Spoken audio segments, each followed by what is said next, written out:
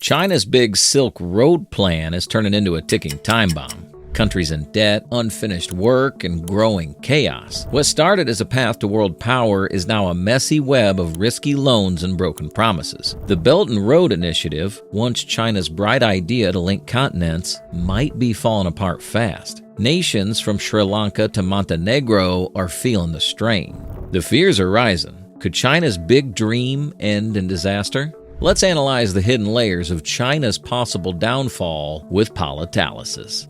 The Belt and Road Initiative was launched in 2013 when President Xi Jinping decided China should create the largest trade network in history. Now, in 2024, 147 countries are involved, and over $1 trillion have been spent on infrastructure. Yes, you heard that right, $1 trillion. On paper, it looks like a huge win for China and its partners, but dig a little deeper and things are not quite as rosy as they seem. China has poured in about $843 billion so far, building projects like the Gwadar port in Pakistan, a $4 billion railway in Kenya, and multiple routes connecting Europe and Asia. It all sounds great, but there are serious problems. Huge debts, massive delays, and political tensions. These agreements are wrapped in confidentiality, with interest rates ranging from 2 to 4%. Since they are bilateral agreements, the involved companies are hand-picked, adding an element of exclusivity and control.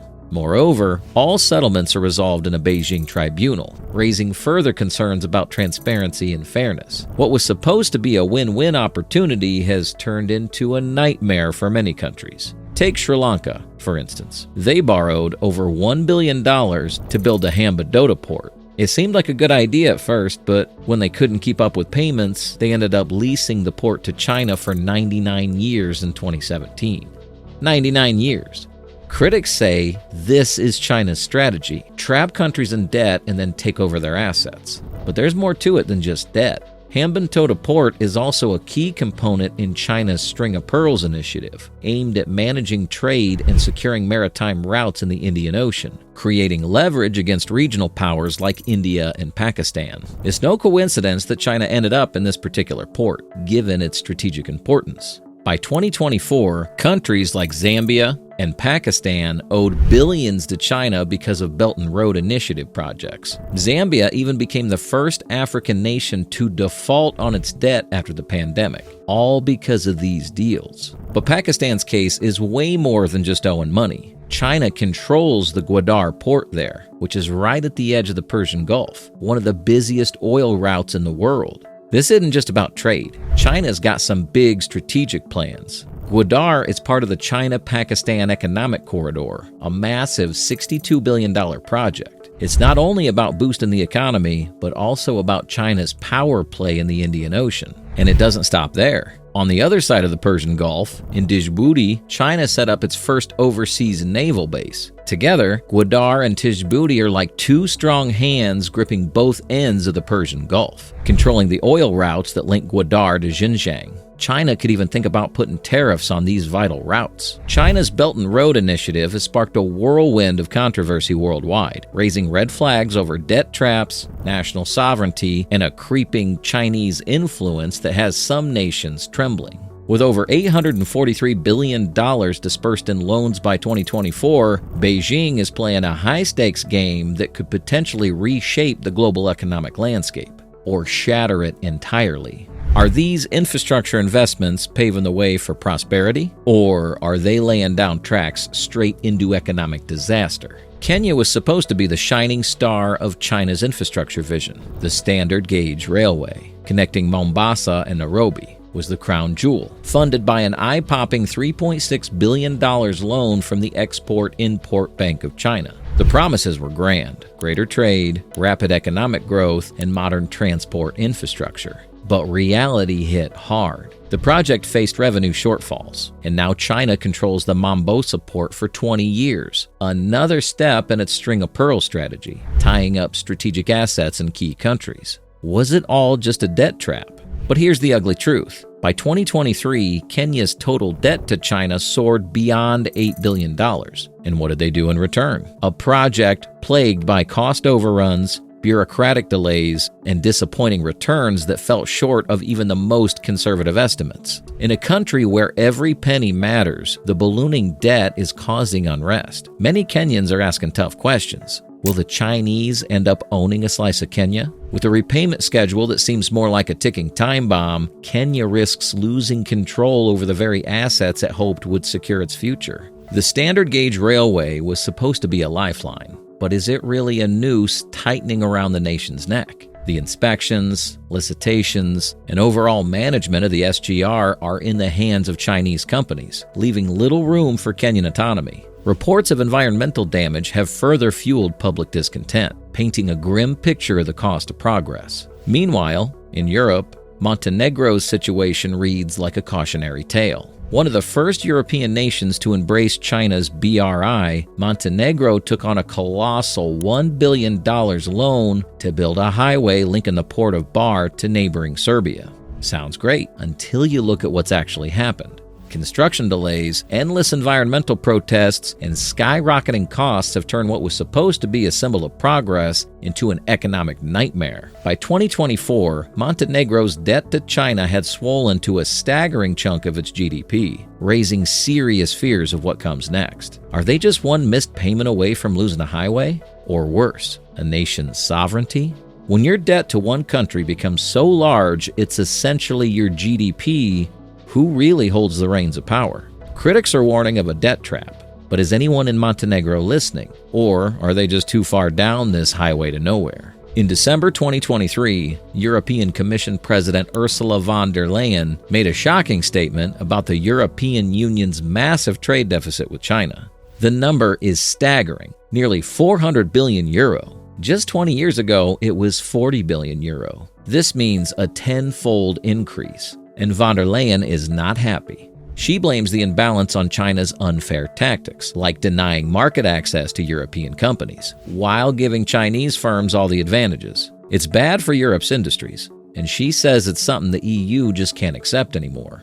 China's Belt and Road Initiative has added more fuel to the fire. When it started, the BRI was supposed to bring nations together for development and prosperity, but critics argue it's done the opposite, trapping countries in huge amounts of debt to China. Take Sri Lanka, for example. After taking on billions in loans from China for infrastructure projects, it faced a financial crisis. These debts have made countries vulnerable, putting them at risk of being controlled by Beijing's political and economic influence. Another striking case is Tanzania, where President John Magufuli canceled a $10 billion loan offered by China to construct a port at Mbagani Creek in Bagamoyo, saying only a drunkard would accept these terms. The deal, signed by his predecessor, Jakaya Kikwete, granted Chinese investors a 99-year lease and 30-year guarantee, which Magufuli labeled a killer Chinese loan. The government rejected the offer after failed renegotiations, reflecting concerns about unfair terms. In Malaysia, the East Coast Rail Link, originally priced at $16 billion,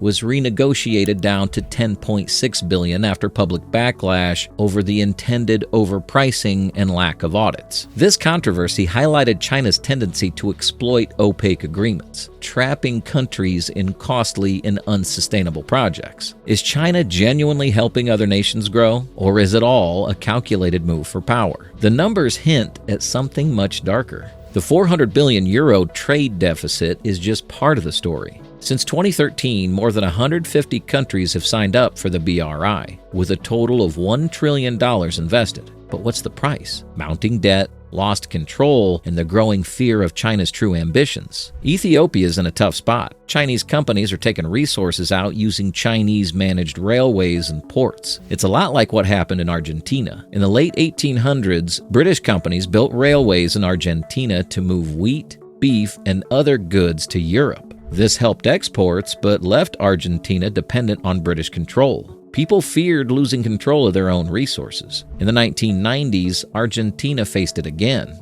Menem privatized services, including the Paraná-Paraguay waterway. Foreign companies took control, and critics worried Argentina lost power over key resources. Now, Ethiopia faces similar worries. Chinese companies are investing in railways and ports to take resources out. It brings development, but also raises fears of losing control and becoming dependent. Foreign companies bring money, but at what cost? Who really benefits? The country or the companies? The question remains, are these investments truly beneficial for the host nations, or is China just tightening its grip? Von der Leyen's message is clear. Europe must protect its industries and stop falling into these traps. Fair trade, transparency, and protecting national interests should be the priority. Is China a partner or a threat? And let's not forget, China's struggling too. Despite wanting to be a global economic powerhouse, China is drowning in its own problems. Growth is slowing, people are spending less, and local governments are buried under a mountain of debt. By mid-2024, local governments in China owed between $7 and $11 trillion, with defaults nearing $800 billion.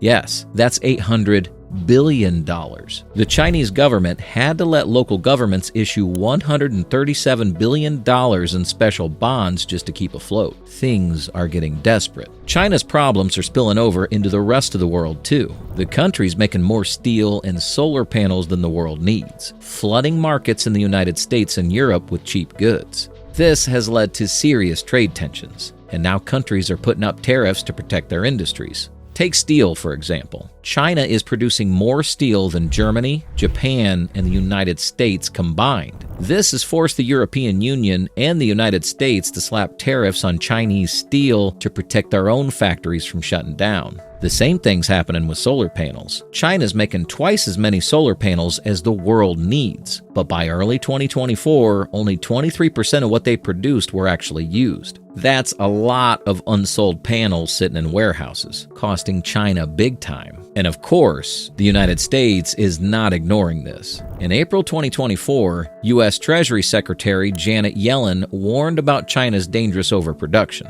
especially in electric vehicles. U.S. Treasury Secretary Janet Yellen has met with government officials in Guangzhou, China. She warned that Beijing is overproducing things like electric vehicles, semiconductors, and other goods, and selling them too cheaply on the international market. About 27% of Chinese electric vehicle companies are losing money as of May 2024. To compete with China, the United States passed the Inflation Reduction Act in 2022, pumping $369 billion into green technologies. In addition, former President Donald Trump suggested increasing tariffs on Chinese goods to 100%, aiming to put even more pressure on China's overproduction and level the playing field for American manufacturers. China's working hard to expand its influence globally, not just through technological development, but also through major infrastructure projects. One example of this is its proposed bio-oceanic channel in Nicaragua, a project designed to compete with the Panama Canal. However, critics argue that Nicaragua doesn't truly need this channel, as the loans funding such projects are often tied to infrastructure that serves China's strategic interests rather than benefiting the host country. This has been described as a modern shark loan,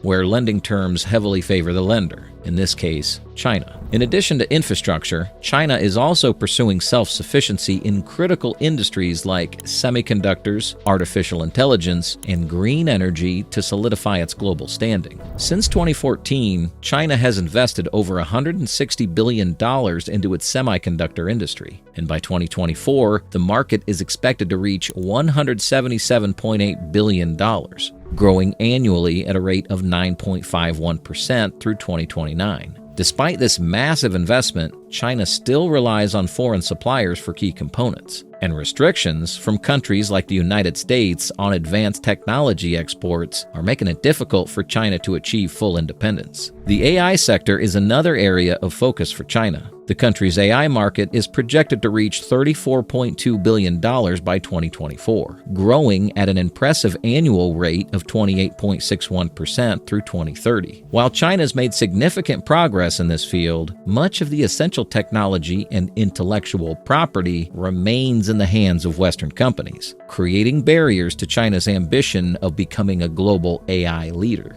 By combining these large-scale infrastructure projects and heavy investments in key technologies, China's clearly aiming to strengthen its influence both regionally and globally. However, whether these efforts will fully align with its long-term goals remains uncertain due to its external dependencies and geopolitical challenges. China Ocean Shipping Company, or COSCO, isn't just about shipping. It's about strategic control. COSCO runs terminals in China, Peru, Greece, Hamburg, Spain, South Korea, Abu Dhabi, Italy, the US, Singapore, and Egypt. They have a strong presence in places like Hamburg, Valencia, Busan, Seattle, and El Pireo, making them one of the biggest players in global ports. Then there's the China Merchant Port Holding, another arm of the Chinese state, with control over 41 ports from China to Bangladesh, Sri Lanka, Nigeria, Togo, Djibouti, Turkey, Brazil, and France. It looks like China's leaving no coast untouched. And don't forget CK Hutchinson. This company's run by Chinese tycoon Li Keqiang, who's linked to the state-owned Bank of China. Under state protection, Li pushes forward port and telecom ventures, clearly towing the government line. Together, Chinese port companies hold 100 concessions across 64 countries, controlling 30% of global maritime trade. It's not just about ports, it's about power. So, what will happen with the Belt and Road Initiative? No one really knows. Some experts think China has bitten off more than it can chew, spending billions on BRI and taking on too much risk. If the investments don't pay off, China could face a financial disaster, and so could the countries involved. Will the new Silk Road turn China into the most powerful nation in the world, or will it end in a collapse that brings down economies around the globe? That's the question everyone's asking. As China pushes forward, the world is holding its breath, waiting to see if this ambitious project will succeed or fall apart in spectacular fashion. If you found this analysis interesting, hit that like button and subscribe for more deep dives into global politics and economics. We'll see you next time.